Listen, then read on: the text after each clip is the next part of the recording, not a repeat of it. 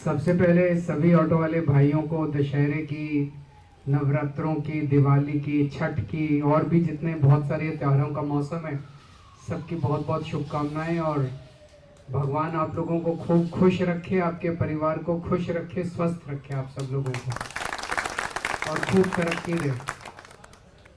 तो मैं बस भाषण देने नहीं, मिलने आ गया था। ऑटो वालों से बहुत पुराना प्यार है। सर ये महिला ऑटो ड्राइवर बैठे जिनको आपने ई ऑटो दिए थे। अच्छा, आप भी ऑटो चलाते हो? बहुत अच्छा। तो ऑटो वालों से बहुत पुराना प्यार है। इसने मेरे को बताया कि कुछ ऑटो वाले आए हुए हैं। मैंने कहा मैं भी 10 मिनट उनसे गले मिल के आऊँगा। आप लोगों से मिलने के लिए आ गया। कैसा चल रहा है सब? अच्छा चल रहा है? नहीं सर, क्यों, क्या हो गया? क्या परेशानी है? एक एक करके बताओ जरा, सुनते हैं थोड़ा सा। तुम ही बताओ। मैं पहले तुम बताओ। मैं बता देता हूँ। ये बताओ, आप रेड लाइट पे खड़े हो गए।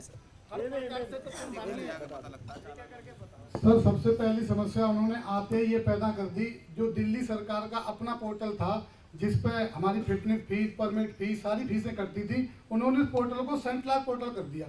सेंट्रलाइज पोर्टल करते ही हमें तो क्या दिक्कत आ गई, अगर आधार कार्ड को में और आरसी में अगर एक अक्षर की प्रॉब्लम है तो उसकी गाड़ी की फिटनेस नहीं होगी।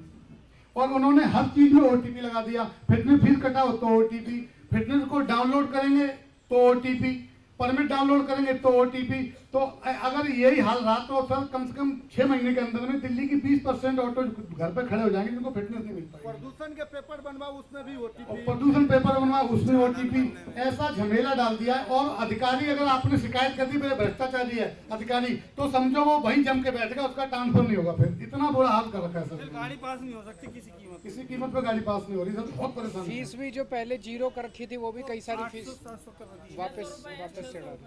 600 रुपये फीस। वो सर फीस अभी तो इन्होंने बीच में कर दी थी ना, हंगामा किया तो उन्होंने जीरो कर दिया, लेकिन वो फीस दोबारा से अब बात चल रही है कि फीस बढ़ाने वाले हैं, फीस लगेगी ऑटो वालों पर। ये मैं देख रहा हूँ 7 सौगात की इन्होंने प्रॉमिस किया था। हर लाइसेंस धारी ऑटो चालक के बच्चों को मुफ्त स्कूल शिक्षा और उच्च शिक्षा के लिए वजीफा दिया जाएगा। सभी ऑटो चालकों को प्रधानमंत्री योजनाओं के तहत 17 सितंबर 2025 से जीवन बीमा मिल गया। प्रधानमंत्री आवास योजना में सबको पक्के मकान दिए जाएंगे। अच्छा, झुग्गी तोड़ दी, जो था वो भी गया। दिल्ली की सभी कॉलोनियों में, मार्केटों में ट्रैफिक पुलिस से मिलकर ऑटो वालों के लिए हॉल्ट एंड गो स्टैंड बनाएंगे। सर जो 511 आपने बनाए थे उनको भी खत्म कर रहे हैं। उनको भी खत्म करना है। देखो मोटे मोटे तौर पे मान के चलो, एक बार इनके बहकावे में आ गए, अब नहीं आएंगे, तो हाँ अब तो 5 साल से झेलना पड़ेगा। कोई चारा तो है नहीं। सर एक और समस्या है और एक और समस्या है कि जैसे जो आपने 511 ऑटो स्टैंड बनवाए थे, अब वहां पे ट्रैफिक पुलिस क्या कर रही है कि आप हॉल्ट एंड गो के सामने खड़े हैं तो ठीक है, हल्का सा भी अगर आप पीछे खड़े हैं तो पुलिस चालान नहीं करती है, सीधा फोटो खींच के ट्रैफिक कंट्रोल रूम के पास भेज देती है और उसका चालान ऑटोमेटिक जो एड्रेस पे आ जाता है। और इस प्रकार से सारे ऑटो ड्राइवर्स दुखी है क्योंकि उसको पता ही नहीं चलता कि मेरा ये चालान कब हुआ था। तो ये बहुत बड़ी समस्या सर, ये मतलब चर्चा करने लायक। बिल्कुल। तो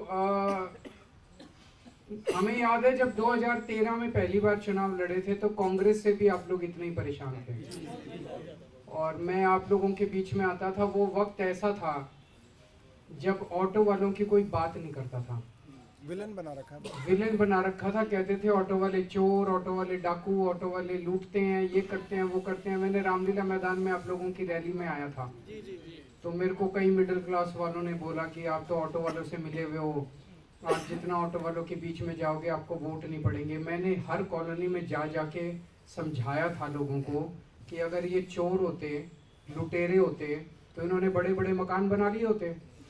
अभी भी अगर ये झुग्गी में रहते हैं तो मान लो चोरी भी करते हैं, आपकी जेब भी आपसे थोड़े से 2 पैसे ज़्यादा ले भी लेते हैं, तो ये कौन सी आपकी वो करते हैं। और ये इसलिए करते हैं क्योंकि पूरी व्यवस्था खराब है। आप इनको उचित दाम दो, सही मीटर दो, सही ये ईमानदारी से। कौन ऑटो वाला ईमानदारी से नहीं चलना चाहेगा? किसकी सब कोई झकझक थोड़ी करना चाहता है सवारी के साथ। सवारी तो भगवान है हमारी, चलने नहीं देते ना है ना।